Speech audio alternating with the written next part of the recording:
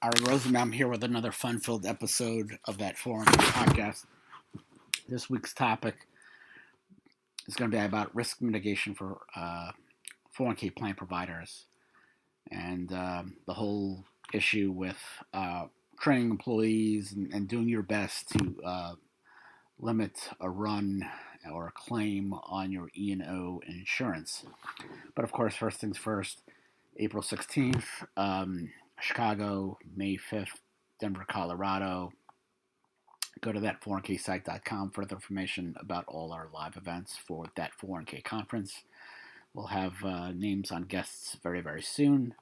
And of course, we'll plot the 2027 National Virtual Conference. We'll see if we'll do Washington at the end of the year.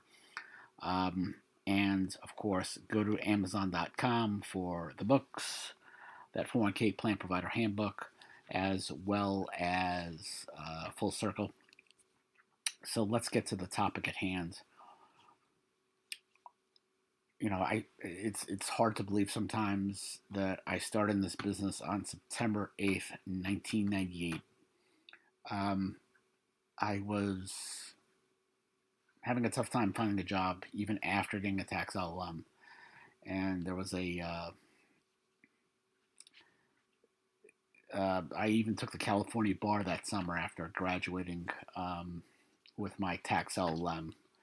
And it was really tough finding a job, and it was EmployerNet, I think was the name of the website, and this was the days before Indeed and even before Monster.com, and I don't even know if Monster.com is still a thing, but when you haven't looked for a job for 17 years, that's probably a reason why you don't know if Monster.com is still a thing. But anyway, there was EmployerNet, I think was the name of the website, and you'd sign up. And there'd be jobs that they literally cribbed from newspapers and whatnot, like New York Law Review and whatnot. And there was a job opening for Syosset, New York, looking for an ERISA attorney. And I interviewed to work as an attorney for a law firm that was on the side of a TPA. The owner of the two of the owners of the firm, the law firm, were partners in a third-party administration business. The name of the firm was Berman Sussman, Partland and Forsythe at the time. The TPA was Mobius Tech, and interviewed there on Irving Place. Got the job. I was ecstatic. $35,000 a year. I was like a pig rolling in crap, and the rest is history, I guess. But I spent like 3 weeks working in Irving Place, working at like a table, and then I got my own little office in Syosset, and working for Harvey Berman. I'll never forget there was daily processing, and one of the processors I think did an incorrect trade or whatever it was, and Harvey Berman, we weren't very good at hiring experienced people, and we were very good at training, at least at Mobius Tech CBIZ. And Harvey Berman talked about an error that one of the processors made. I think her name was Robin. And he says, well, this is what errors and omissions insurance policies are for. And, Harvey wasn't wrong, but, E&O policies exist because, humans make mistakes. But really relying on insurance as your primary risk mitigation strategy is really like relying on an ambulance to improve your driving skills. Insurance really is the last line of defense, and you have to do a better job of mitigating these expenses and making sure that you don't become liable for these things. I mean, the fact of the matter is, you have to do a better job. It's the same thing. A few weeks back, I got into a fender bender. Somebody hit me in my front bumper. They weren't looking. They made a turn. They thought it was clear, and they ended up right in my bumper. And if you have enough claims and you're at fault, your insurance rates go up. But risk in the 40K plane business doesn't really come from one place. It really comes from, operational failures, regulatory missteps, human error, cybersecurity breaches, contractual misunderstandings, and fiduciary overreach. TPAs, record keepers, advisors, payroll companies, and pooled plan providers all sit in a complex web where a mistake by one party can easily uh, become a lawsuit against everyone else in the room. And, I ought to know when, I replaced Matt Hutchinson as the fiduciary of a plan.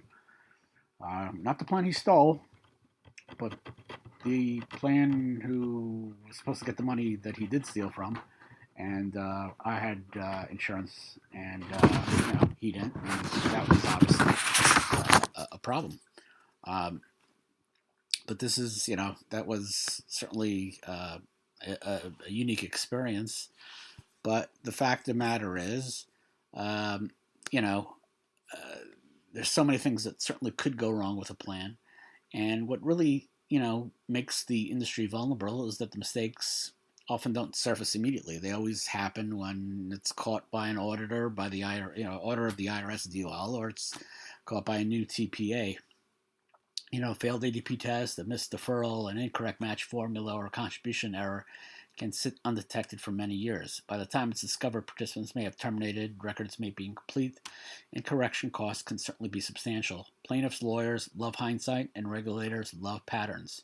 Risk mitigation isn't about perfection, it's about reducing frequency, severity, and exposure. Training really isn't optional. It's really the first line of defense, and I've made the joke a few weeks back here and there. I'm not trying to be anti foreigner because I'm a first generation born in the United States. Parents, grandparents, they were immigrants. But I used to joke that we got people right off the boat. And when I meant right off the boat, not new immigrants, we got people right out of college. And we did not do a good job of training people. And the problem is, if you don't give good training at the beginning, people never get better. I've worked with plan administrators who have 20 years of experience, but because they were never properly trained, they're terrible. And, I've known administrators who are a lot younger, a lot less experienced, who got the proper training somewhere else, not by us, and were fantastic. Uh, but the fact of the matter is that you know some companies just do a piss poor job of educating and training employees, and it's a really intricate business. Again, I work with a plan administrator who's swearing up and down that he allowed hardships for earnings when prior to the BBA amendment, you couldn't get earnings for hardship distributions. I think prior to 1988, you could, um, but that's just really us doing a very poor job of training. And same thing when I had another administrator who swore up and down that he was running a plan with a match on a 7-year graded schedule when 2 or 3 years earlier that was changed by I think it was PPA 2006, or I think might have been actually, I think it was extra. Yeah, that was an extra, certainly. But you know IRS and DOL guidance changes, so somebody gets training when they start. The business is always changing, um, and continuing education is really an extreme. It's an important priority for plan providers. Everyone touching plan data should understand not just what they're doing, but why they're doing it and what can go wrong if they get it wrong. Training also reduces risks in a less obvious way. It empowers employees to raise concerns. I'm a big fan of that Mayday Airport Disaster Show on Paramount Plus. And what you learn about, I'm always fascinated by that show. It's probably one of my favorite shows. I'm constantly watching it. And one of the most important things is raising concerns that now in the airport airline business, it's a team approach rather than just the first officer and the rest of the crew just relying on the captain. And um, training is certainly going to have foster more of a team approach where you'll have quite a few employees that will raise concerns and will be a check and balance uh, on other people working at the same company. And process certainly controls matter more than heroics. Always reminds me of the rock stars. Manny, where I worked at, everybody else but me was a rock star. The terrible administrator who was a complete and utter liar, she was a rock star. They were rock stars. But there are certain places where people are rock stars, where they do seem to know everything and do everything and fix everything, and they're the glue of that plant provider. But, you know, what happens when that employee leaves? That really becomes the problem. And again, thanks to Manny, you could create a TPA out of all the all-stars that he ran out. I mean, people who created TPAs, people who were backbone of the TPAs, and a schmuck like me. The fact of the matter is, good risk mitigation requires, systems and not saviors. It means, good processes and procedures that are documented so that there's a consistency and it doesn't depend on memory.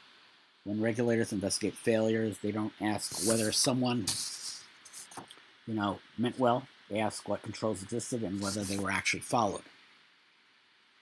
It's also important for a plan provider to understand their, role.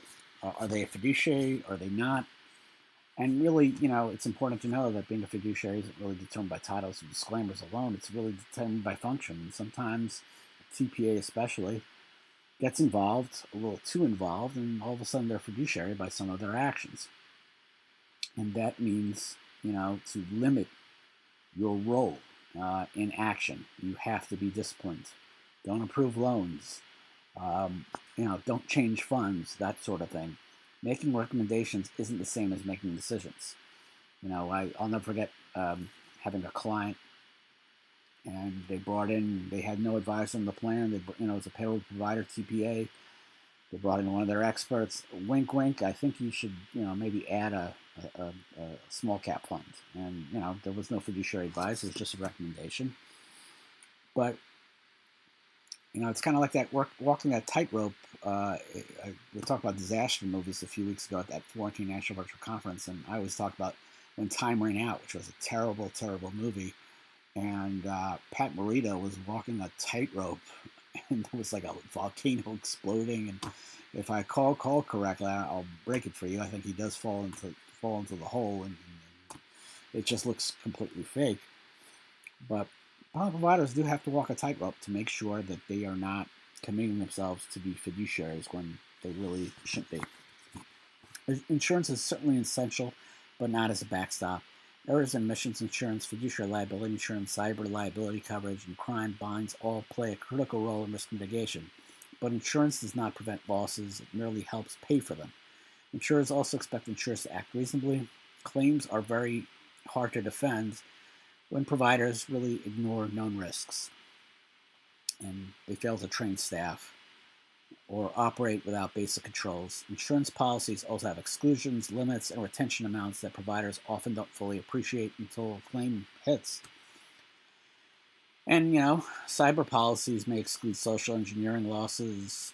Policies may exclude certain regulatory penalties. Fiduciary policies may not cover non-fiduciary services at all. So it's important to talk to a buddy of mine like Joe Caruso and see where your coverage is.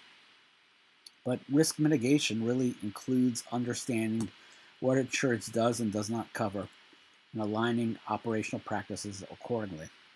Next, cybersecurity is not an operational risk, not an IT issue.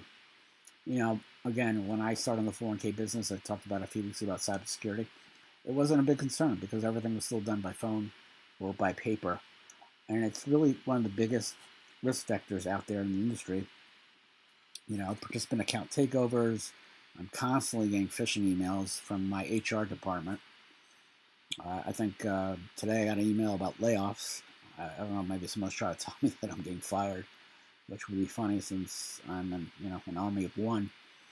But fraudulent distributions, account takeovers, all that kind of stuff, that is a regular thing. And risk mitigation really requires more than firewalls and passwords. It requires employee training to recognize phishing attempts, procedures for verifying distribution requests, vendor due diligence, and incident response planning. Now, DOL is really, ratcheting, rules concerning this. It's a big problem. And, cyber risk is also fiduciary risk when participant accounts are involved. Providers that treat cybersecurity as something that, someone else's problem is certainly inviting trouble. Documentation is your silent witness. In litigation and audits, documentation matters more than, everybody's memory, because, memory has lapses and people remember things differently. Regulators and courts rely on written records to determine what happened and whether actions were reasonable. Risk mitigation means documenting decisions, communications, corrections, and processes. When an error occurs, and it will, the way it's handled matters. Prompt identification, clear communication with the plan sponsor, proper correction, the IRS or DOL programs, and thorough documentation can turn a disaster into a manageable issue. Silence, delay, or improvisation usually makes things a lot worse. Culture is really the hidden risk factor. And, organizational culture is a big deal. I saw it years ago when I was vice president of a synagogue, and I left because there was a culture there that, I was surrounded by the same people that took the synagogue from 750 family members to 300. There was a culture there that they did not want to, it was a country club attitude, but they didn't want to bring in new members. They didn't want to grow the place. Culture is such a important issue, and again, I worked at TPAs where the culture was just poor. There was no incentive to do any great work. The bosses had their favorites, were just, a lot of them were just terrible employees. But, a culture of a company that's going to prioritize speed over accuracy, revenue over compliance, or silence over transparency is going to create risk that no insurance policy can fully cover. A culture that encourages questions, values compliance, and treats mistakes as opportunities to improve, reduces risk over time. Harvey's comment about E&O policies wasn't dismissal of responsibility; it was a recognition of reality. Mistakes do happen, but the better firms out there aren't don't accept them as inevitable mistakes. They invest in training, invest in systems and processes, insurance, and boundaries, because they truly understand that risk mitigation isn't about avoiding every error. It's about navigating and surviving the ones that do occur. In the modern 401k business, that's what insurance is for. Is not a strategy; it's a safety net. And anyone who relies on a safety net without building a solid structure above is eventually going to fail. And that's the reality of it. So that's my 2 cents about E&O coverage and risk mitigation and all that kind of stuff. And again, go to that 401ksite.com. We got lovely articles over there.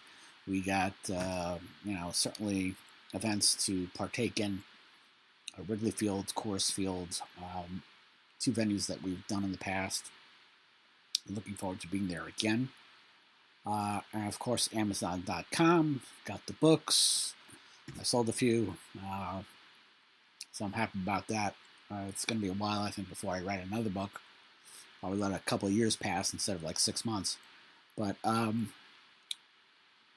hope you enjoyed this episode, and tune in next week for another fun-filled episode of that 401k podcast. Take care. Bye.